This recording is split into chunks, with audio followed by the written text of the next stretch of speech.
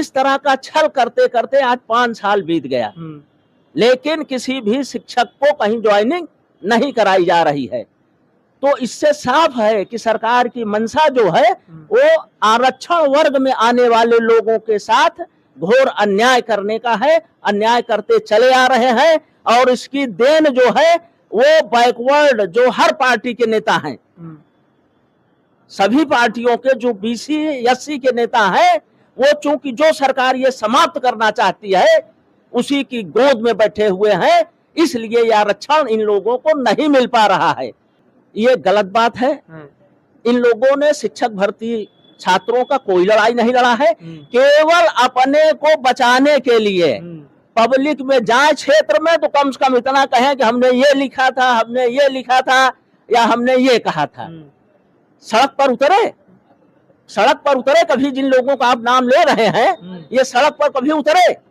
यही राजभर जी क्या बोल गए थे उन लोगों के खिलाफ, छात्रों के खिलाफ बोले थे, पूरे हिंदुस्तान में चला था।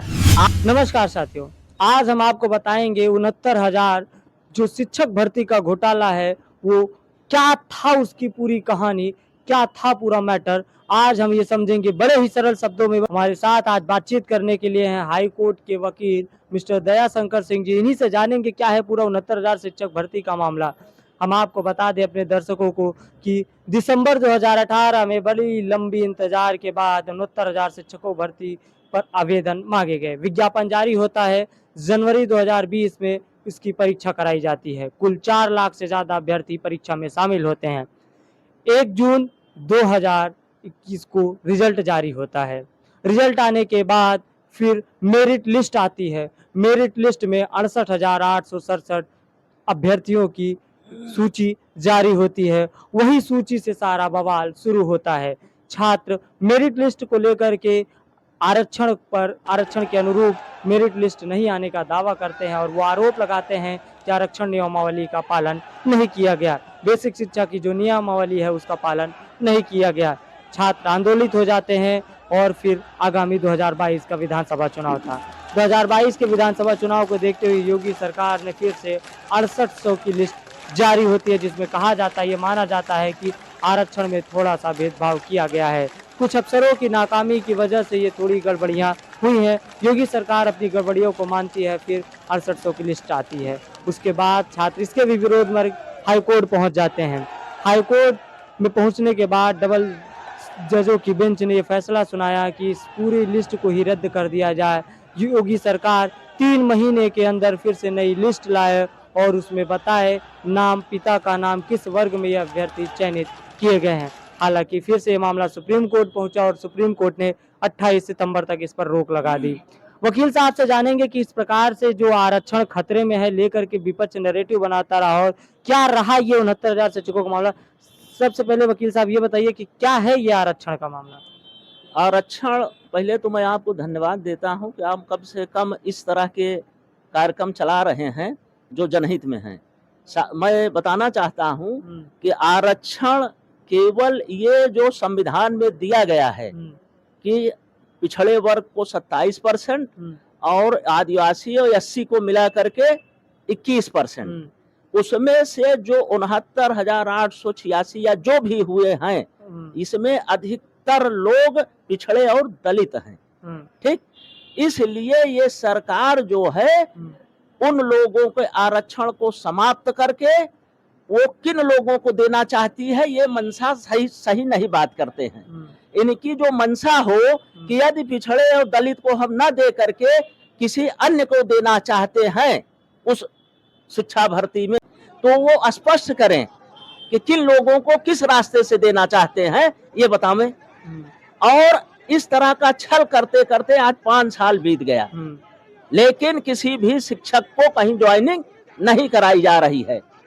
तो इससे साफ है कि सरकार की मंशा जो है वो आरक्षण वर्ग में आने वाले लोगों के साथ घोर अन्याय करने का है। अन्याय करते चले आ रहे हैं और इसकी देन जो है वो बैकवर्ड जो हर पार्टी के नेता हैं, सभी पार्टियों के जो बीसी एससी के नेता हैं, वो चूंकि जो सरकार ये समाप्त करना चाहती है उसी की गोद में बैठे हुए हैं, इसलिए यह आरक्षण इन लोगों को नहीं मिल पा रहा है।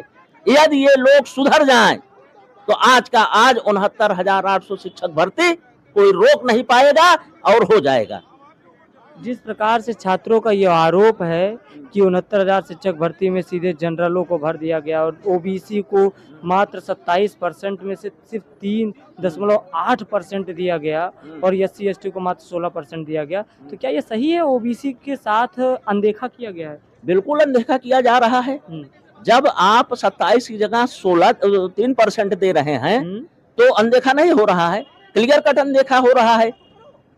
इसमें सरकार भी दोषी है और सरकार के बाहर जो लोग हैं वो भी दोषी हैं। नहीं, जब सरकार से ये सवाल किया गया तो सरकार कह रही है कि कुछ अफसरों की वजह से, कुछ लोगों की वजह से ऐसी गड़बड़ी हुई है। तो उसको जो अफसर इसमें गड़बड़ी किए हुए हैं, जब आप चिन्हित कर लिए हो, आपने मान लिया है कि प्रशासनिक अफसर, सरकारी अफसर ने गड़बड़ी की है, तो जब आप चिन्हित कर लिए हो तो उन अफसरों के खिलाफ आज तक आपने क्या कार्रवाई किया, क्या सुधारात्मक कार्रवाई किया?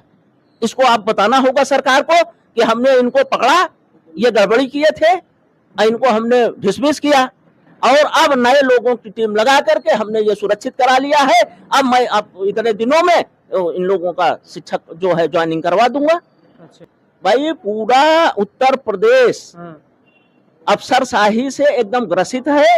यहाँ तक कि अब तो अफसरशाही IAS PCS थे ही, पुलिस प्रशासन को इतना बड़ा ज्यादा रोल दे दिया गया है कि अब तो पब्लिक मतलब कुल मिलाकर के क्रांति ही आएगी तभी कुछ होगा, नहीं तो पुलिस से पब्लिक अब बहुत परेशान रहेगी। अब पब्लिक को छोड़िए, जो अन्य लोग हैं, अन्य वर्ग चाहे जिस वर्ग के हो, वो सब प्रताड़ित हो रहे हैं। अच्छा भाई, अब पूरे लोग कहते तो है यही, वास्तविकता क्या है? अगर सब लोग कह रहे हैं इस तरह की बात तो कुछ न कुछ वास्तविकता है। अब बिना वास्तविकता के सरकार जो है चुप न बैठती। इसका मतलब है कि गड़बड़ हो रहा है और सरकार गड़बड़ करा रही है, इसलिए सरकार जो है वो सुनने को तैयार है। नहीं, ये दमनात्मक सरकार जो बुलडोजर की सरकार है, ये बोलने वालों के घरों पर बुलडोजर चला देती अभी तक। अच्छा। अगर सही ना होता तो। अच्छा। जब ये हाईकोर्ट का फैसला आता है तब आशीष पटेल जी, जो कहा जाता है कि पिछड़ों के लिए राजनीति करते हैं, ओम प्रकाश राजभर जी, इन लोगों का बयान आता है कि भैया हमने इनकी लड़ाई लड़ी। ये गलत बात है। इन लोगों ने शिक्षक भर्ती छात्रों का कोई लड़ाई नहीं लड़ा है, केवल अपने को बचाने के लिए पब्लिक में जाए क्षेत्र में तो कम से कम इतना कहें कि हमने ये लिखा था, हमने ये लिखा था या हमने ये कहा था। सड़क पर उतरे, सड़क पर उतरे कभी, जिन लोगों का आप नाम ले रहे हैं ये सड़क पर कभी उतरे?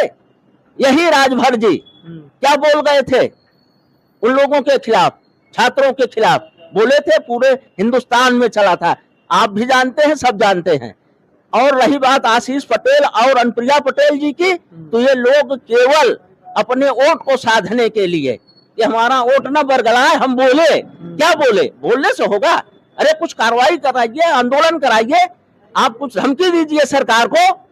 आप सत्ता में हैं और सत्ता का काम कर रहे हैं, सत्ता के खिलाफ आप चिपके हुए हैं और छात्रों के साथ अन्याय हो रहा है, आप देखते चले जा रहे हैं, केवल अपना वोट की राजनीति करने के लिए बस। और हम समझते हैं इन लोगों की मंशा एकदम क्लियर नहीं है। अगर क्लियर होती तो ये लोग जितने बैकवर्ड नेता हैं भारतीय जनता पार्टी के, वो सरकार पर कहते कि नहीं आप गलत कर रहे हो। जब सुप्रीम कोर्ट में स्टे हो गया, हाई कोर्ट ने वो कर दिया और उसके बाद क्लियर कट है कि 27 में से 3% दिया गया, 21 में से 16% दिया गया है, तो गलत ही है, टोटल गलत है।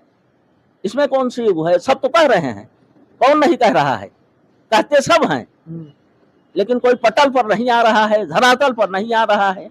इस तरह से कि हम लोग आए, आंदोलन करें और सरकार को दे अल्टीमेटम, जहां इसमें जो अफसर गड़बड़ किए थे उनके खिलाफ आप कार्रवाई करिए, बर्खास्त करिए, उसके बाद नया लिस्ट बना करके इस कार्यक्रम को 69,000 शिक्षक भर्ती को समाप्त कर देना चाहिए सरकार को। इन लोगों को भर्ती दे करके कि अब इनको समाप्त करने के बाद नया कम से कम कुछ निकाले विज्ञापन कि अब नई भर्ती होगी, इस तरह का कार्यक्रम चलाएं। नई भर्ती के लिए भी काफी आंदोलन किए जा रहे हैं। ये जा रहे हैं, लेकिन सरकार का कहीं जू रेंग रही है।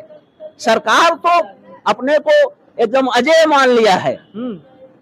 सरकार इस समय जो उत्तर प्रदेश की है वो अजय मान रही है कि हम 27 में फिर आएंगे। इसी तरह ये आरक्षण वाले लोग जो आरक्षण विरोधी, आरक्षण समर्थक लोग हैं, झूठी आंसू बहा रहे हैं, यही स्थिति रही तो 27 में भी वही आएगा, ये मैं कह दे रहा हूं, अगर नहीं सुधरे ये लोग तो सीधे से बता दो, 69,000 शिक्षकों के मामले में सर का कहना है कि बहुत ज्यादा अनदेखी किया गया है ओबीसी एससी एसटी अभ्यर्थियों के साथ, और जो सरकार के साथ ओबीसी की राजनीति करते हैं, अगर वो लोग सरकार को अल्टीमेटम दे करके सही नहीं करवाते हैं तो ये आने वाले समय में बहुत बड़ा इन लोगों को विरोध देखने को पड़ेगा। और बता दें कि ये मामला अब सुप्रीम कोर्ट में जा चुका है। सुप्रीम कोर्ट ने 28 सितंबर तक इस पर रोक लगा दी है, सरकार से जवाब मांगा है। पल पल की खबरों के साथ हमारे साथ बने रहिए। दर्शक न्यूज़ 24 के साथ।